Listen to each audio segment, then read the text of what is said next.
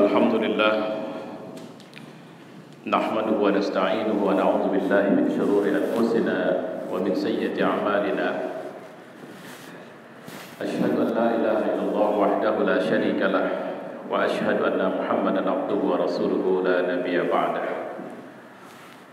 Allahumma shalli wa sallim ala nabiyyina wa habibina wa qudwatina Muhammad wa ala alihi wa sahbihi ajma'in. Ya ibadallah ittaqullah wa qala Allah fil Qur'an a'udzu billahi as-sami'il 'alim minasy syaithanir rajim. Bismillahirrahmanirrahim.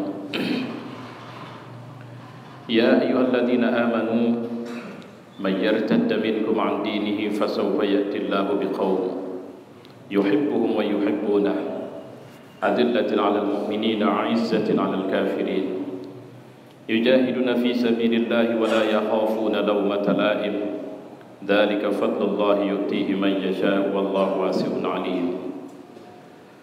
Wahai orang yang beriman, siapa di antara kalian yang murtad dari Islam, Allah akan mendatangkan satu kaum yang Allah mencintai mereka dan mereka pun mencintai Allah. Adapun ciri mereka adalah bersikap lemah lembut terhadap orang yang mukmin, keras terhadap orang kafir, berjihad di jalan Allah, tidak takut celaan orang-orang yang suka mencela.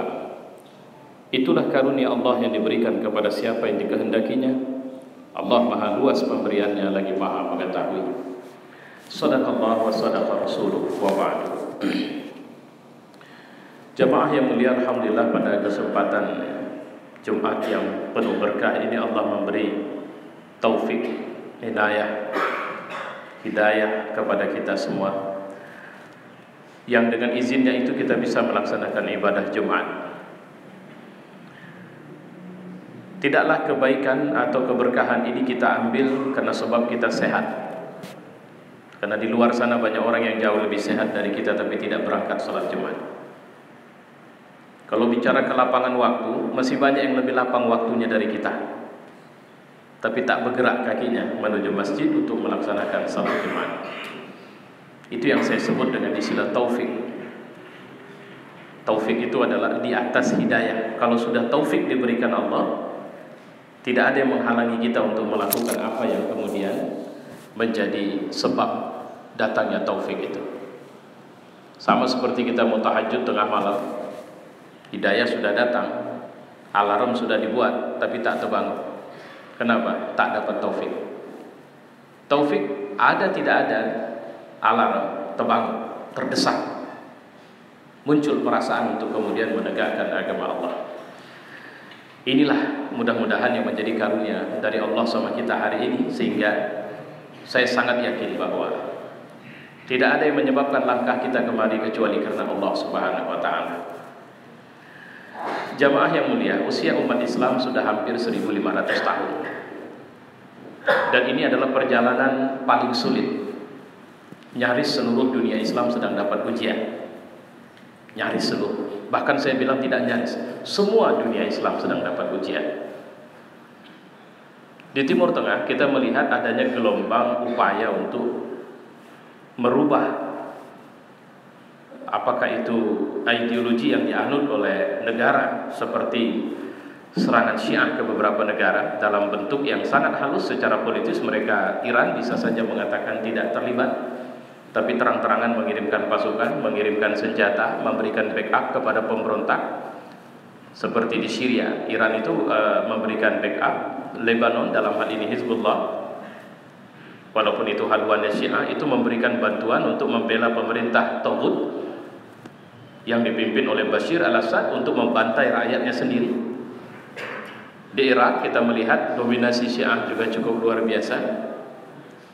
Di Yaman hari ini dominasi Syiah juga sedang mencoba mencengkeramkan kukunya di bumi Yaman. Kalau kita membaca hadis, maka memang 3 daerah yang saya sebutkan ini akan menjadi 3 daerah bergolak di akhir zaman, kata Nabi. Dan Nabi mengatakan bahwa akan ada angin sejuk berhembus dari Yaman.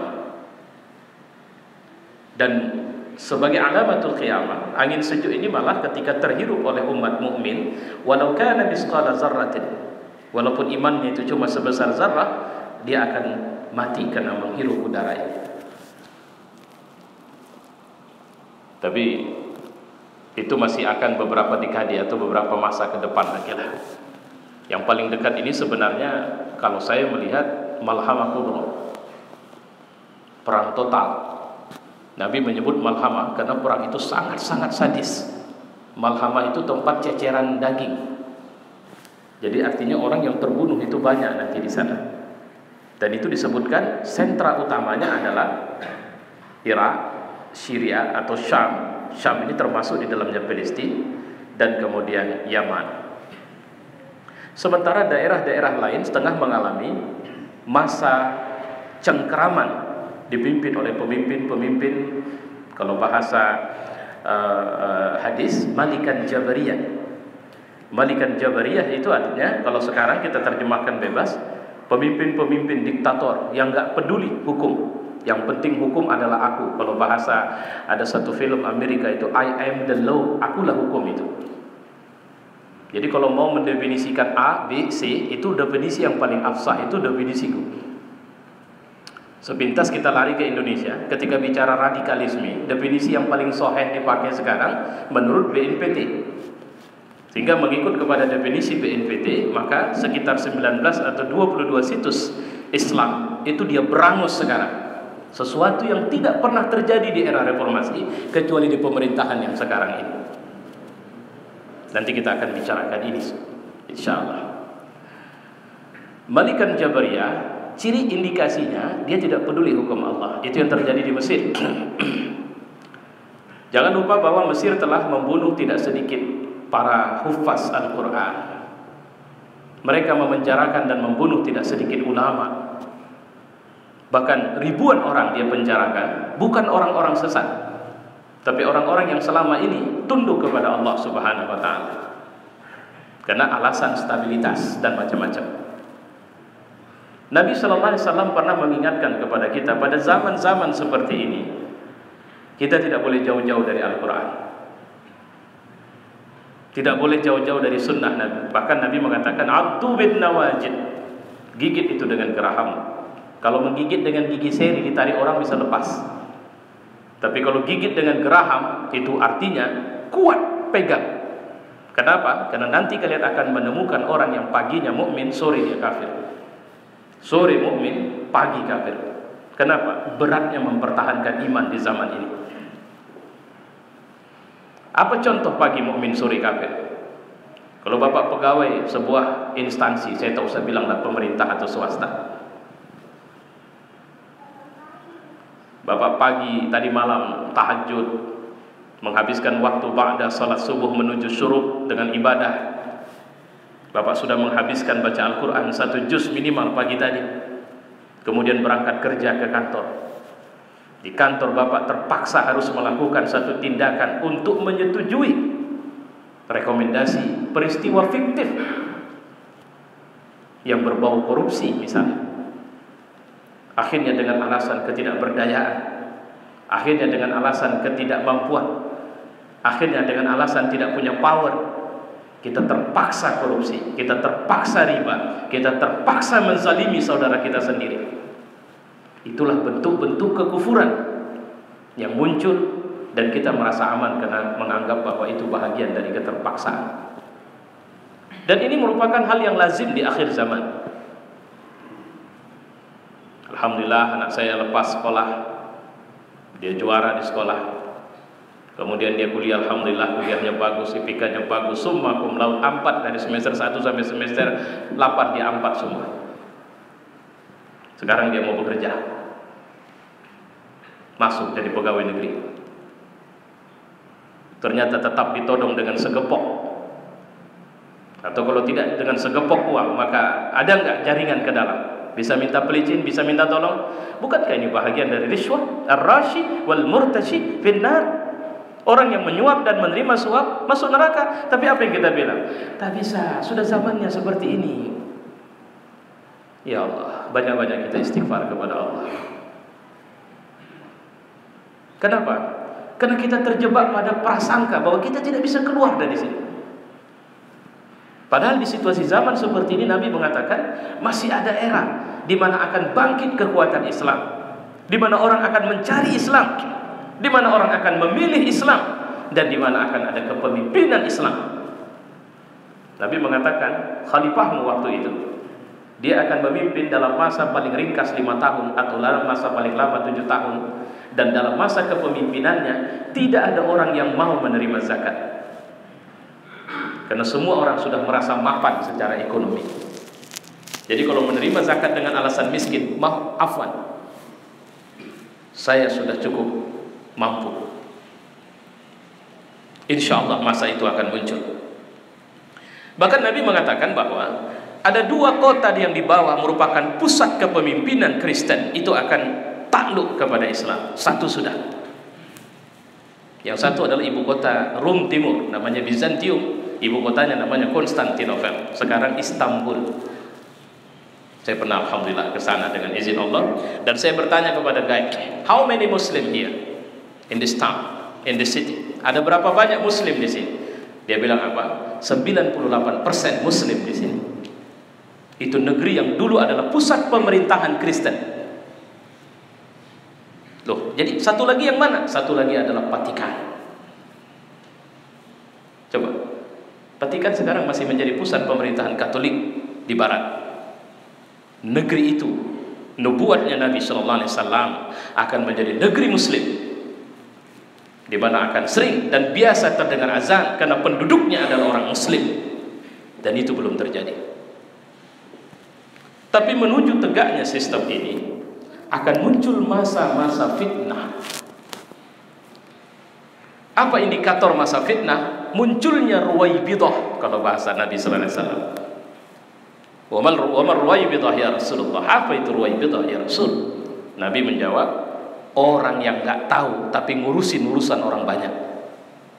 Kalau bahasa kita, orang bego ngurusin banyak urusan orang. Dia enggak ngerti masalah ini, disuruh ngurusin masalah ini. Dan saya melihat, saya mohon ampun kepada Allah dengan amatan saya yang lemah, bahwa Indonesia tengah dipenuhi oleh para ruwaibidah. Satu contoh, coba lihat, mungkin Bapak ada. Saya ingin mendudukkan masalah ini dengan sekuat pemahaman saya, bagaimana kita menyikapinya dengan pendekatan Ahlus Sunnah wal Jamaah. Kasus pemblokiran itu, kalau saya bilang, itulah contoh ruwaibidah. Dia bilang bahwa 12 situs atau berapa situs ini memuat potensi radikalisme. Apa radikalisme? Radikalisme adalah bla bla bla bla bla. Kita mendengarnya senyum. Terus dia bilang bahwa kami melakukan pendekatan persuasif. Persuasif apa? Apa ada perbedaan terjemah persuasif lagi sekarang? Apa yang dia lakukan adalah sebuah ketakutan terhadap Islam. Dan hakul yakin, demi Allah, Islam tidak bisa dia hambat, walau dia bunuh semua orang Islam. Karena Allah sudah garansi itu. Walau karihal musyrikun, walau karihal kafirun. Kalau bahasa Quran kan begitu. Mereka ingin membungkam agama Allah ini dengan lisan-lisan mereka, menuduh orang-orang soleh sebagai teroris. Kalau sekarang bukan teroris lagi, ISIS. Kapan-kapan Indonesia ada ISIS? Saya perlu mengatakan bahwa mengikut pandangan Ahlus Sunnah wal Jamaah, ISIS itu tidak bisa dibenarkan secara Islam. Dan saya khawatir ini bahagian dari intelijen besar, dari sebuah konspirasi yang ingin membungkam Islam.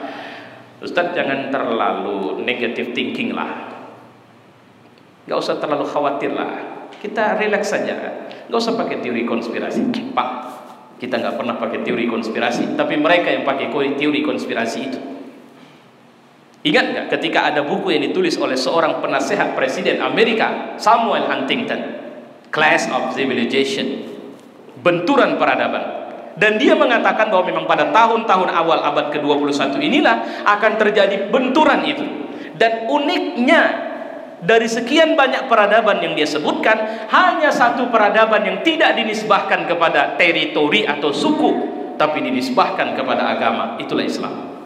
Dan uniknya, nyaris semua peradaban yang muncul di akhir zaman itu adalah peradaban yang akan memusuhi Islam. Sehingga Islam menjadi satu-satunya peradaban yang berdiri sendiri. Karena mereka sudah menduga bahwa era selanjutnya adalah era Islam. Maka mereka memunculkan berbagai cara. Saya masih ingat, awal tuduhan terhadap Islam itu seperti yang ditulis oleh J.H. Jensen dalam buku Militan Islam. Maka tudingan pertama adalah Islam militan. Tudingan selanjutnya fundamentalis Islam. Padahal istilah fundamentalis itu muncul di kalangan Kristen di Amerika. Tapi begitu mudahnya mereka alamatkan kepada Islam. Kemudian muncul istilah Al-Qaeda. Al-Qaeda sebenarnya adalah basis, istilahnya basis. Itu adalah istilah yang muncul dalam pertempuran mujahidin melawan Uni Soviet waktu itu yang dipimpin oleh Osama bin Laden. Maka disebutlah Al-Qaeda. Saya dengan pemahaman saya yang lemah, saya meyakini bahwa Usamah itu mujahidin lillahi ta'ala, dan Usamah itu syahid di jalan Allah. Tapi tolong, saya tidak begitu setuju dengan pola gerakannya. Ini yang saya maksud tadi. Saya akan berusaha menyampaikan sesuai dengan yang saya pahami mengikut ahli sunnah wal jamaah. Bagaimana dengan ISIS? ISIS itu, saya kemarin awalnya mengatakan dia cenderung kepada Khawarij. Tapi sekarang saya mengatakan bahwa dia Khawarij. Kalau dia Khawarij, dia dalal, dia sesat. Kenapa? Bagaimana mungkin kita bisa simpati kepada sebuah gerakan yang setiap tampil peristiwa contohnya atau beritanya, selalu beritanya belah kepala orang? Di mana saya bisa memahami struktur khilafah yang dibangun oleh ISIS? Tidak ada, satu berita pun tidak ada. Mana ulama-ulama mereka yang mengkhabarkan ini loh negara Islam yang kami bangun itu? Tidak ada. Yang muncul kepala orang disembelih, kepala orang dipenggal, kepala orang dibakar. Bagaimana kita bersimpati terhadap sebuah gerakan yang mengatasnamakan Islam seperti ini? Ini fitnah akhir zaman. Bahkan Nabi pernah mengatakan, nanti kalau ketemu mereka kalian perangi mereka. Apa cirinya ya Rasul? Oh, kalau nengok ciri kalian bisa ketipu. Jidatnya lebih hitam dari lutut unta, karena banyak sujud kepada Allah. Matanya itu sampai ada palung atau apa istilahnya, alur air mata jatuh menghitam. Kenapa? Karena banyaknya nangis kepada Allah. Tapi jika kalian menjumpai mereka, perangi mereka. Itu khabar dari Nabi SAW tentang ISIS. Satu lagi fitnah di republik kita ini adalah Syiah. Masih banyak orang yang mengatakan Syiah itu hanya perbedaan mazhab saja. Saya perlu menegaskan, alhamdulillah belakangan saya juga belajar banyak tentang Syiah ini. Kalau saya ditanya, saya bilang Syiah min ghairil Islam. Syiah itu sudah bukan Islam lagi. Tadi malam, tidak. Kemarin malam saya secara khusus mendengarkan ceramah Dr. Muhsin Labib MA, tokoh Syiah Indonesia. Dan akhirnya saya memutuskan sebuah kesimpulan bahwa dia pun tidak mengerti agamanya bagaimana. Ketika dia menjelaskan jangan asal mengkafirkan orang dan sebagainya. Loh, kita nggak pernah ngafir-ngafirkan orang. Maaf cakap, ada bapak yang tiap hari kerjanya berzina, ada bapak yang tiap hari kerjanya mabuk, ada bapak yang tiap hari kerjanya merampok. Kita nggak bisa bilang bapak kafir. Bapak jarang masuk masjid, kerjaan bapak mabuk saja, kerjaan bapak berzina saja, kerjaan bapak mencuri saja. Tidak boleh seorang ulama manapun mengatakan udah kafir dia itu. Gak sembarang mengkafirkan orang. Tapi bagaimana dengan Syiah? Kenapa dikafirkan? Bagaimana kita bisa menyebut orang itu Islam ketika dia mengatakan Quran mereka berbeda walaupun mereka gak pernah nengok Qurannya? Ketika pekerjaan mereka lebih suka mencaci maki sahabat Nabi sallallahu alaihi wasallam, mengatakan Umar bin Khattab itu anak pelacur, anak zina, mengatakan Aisyah radhiyallahu anha itu wanita pelacur. Bagaimana kita bisa menerima orang yang mengatakan dirinya muslim tapi dia mencaci maki istri Rasulullah, mencaci maki sahabat-sahabat Rasulullah, dan kemudian mengatakan bahwa Rasulullah lebih rendah dari Ali, bahkan daripada imam-imam mereka? Siapa yang mengatakan bahwa harus ada peringatan Karbala? Siapa yang mengatakan bahwa kita harus sujud di atas tanah Karbala? Dari mana mereka dapat itu semua? Kalau bukan mereka punya ajaran selain ajaran agama Allah ini. Itu fitnah yang menimpa kita.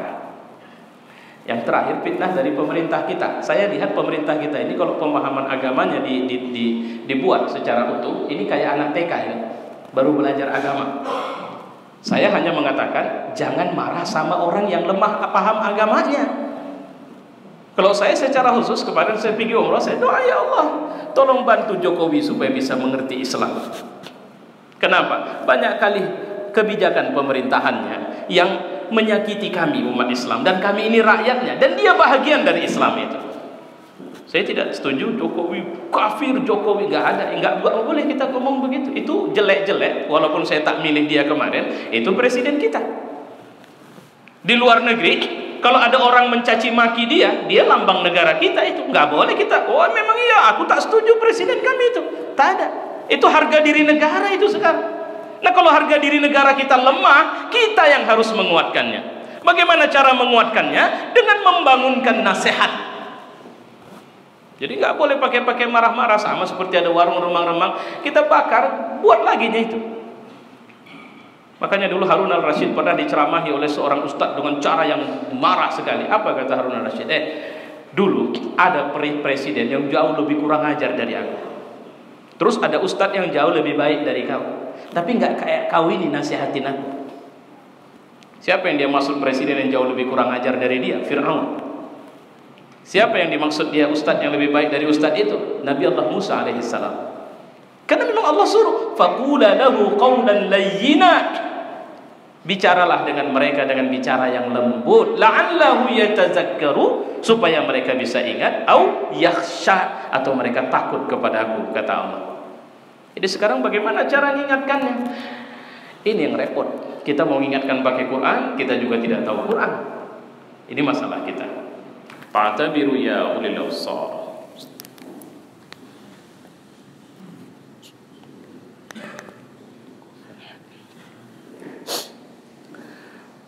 Alhamdulillah.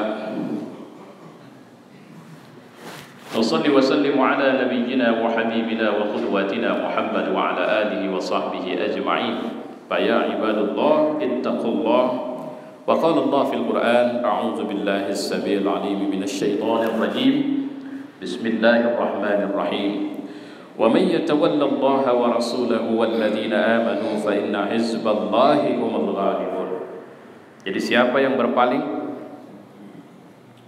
siapa yang mengambil Allah dan Rasulnya dan orang-orang yang beriman menjadi walinya, sesungguhnya pengikut Allah itulah yang pasti menang. Saya tadi menutup khutbah pertama dengan mengatakan repotnya kita udah nggak tahu Quran. Jadi kalau begitu bagaimana? Ya sudah, kita harus dekat lagi sama Al-Quran. Alhamdulillah di tengah situasi negara yang begini sembrono, berzina terang-terangan, orang-orang yang lemah agama terang-terangan, orang-orang yang bodoh memimpin. Nah, ini kita di Deli Serdang ini serentak bulan 3 kemarin berhenti kepala desa.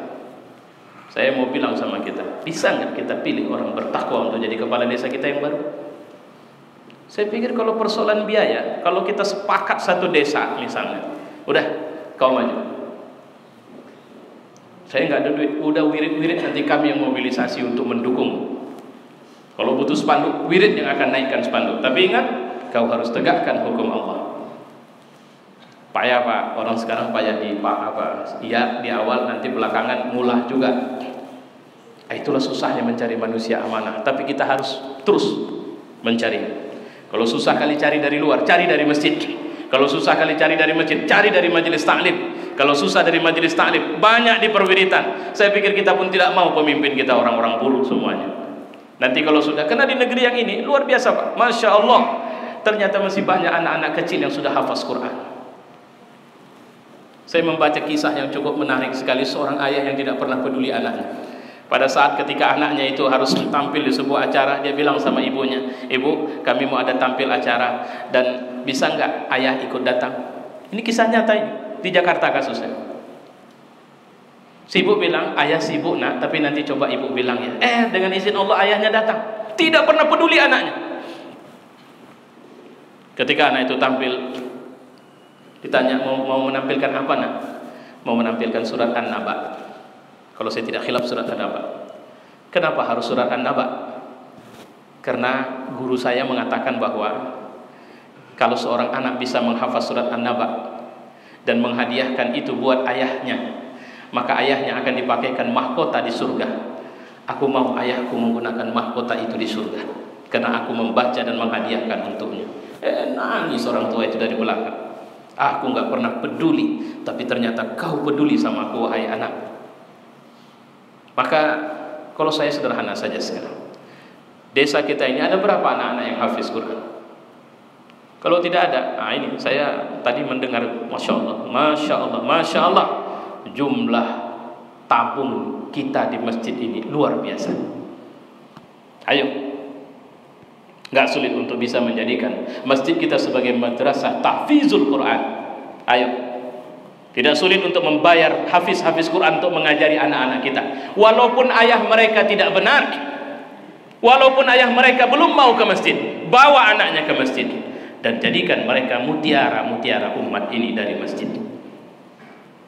Wa'lamu anna Allah qala fil Qur'an, inna Allah wa malaikatahu yusalluna 'alan nabi ya ayyuhalladzina amanu sallu 'alaihi wa sallimu taslima. Allahumma salli wa sallim ala Muhammad wa ala ali Muhammad kama sallaita ala Ibrahim wa ala ali Ibrahim wa barik ala Muhammad wa ala ali Muhammad kama barakta ala Ibrahim wa ala ali Ibrahim fil alamin innaka Hamidum Majid. Allahumma fil lil mu'minina wal mu'minat wal muslimina wal muslimat al ahya'i minhum wal amwat. Allahumma a'izzal Islam والمسلمين وأهلك الكفرة والظالمين ودمر أعداءك أعداء الدين. ربنا آتنا في الدنيا حسنة وفي الآخرة حسنة وقنا عذاب النار. عباد الله، إن الله يأمر بالعدل والإحسان وإيتاء ذي القربى وينهى عن الفحشاء والمنكر والبغي يعظكم لعلكم تذكرون.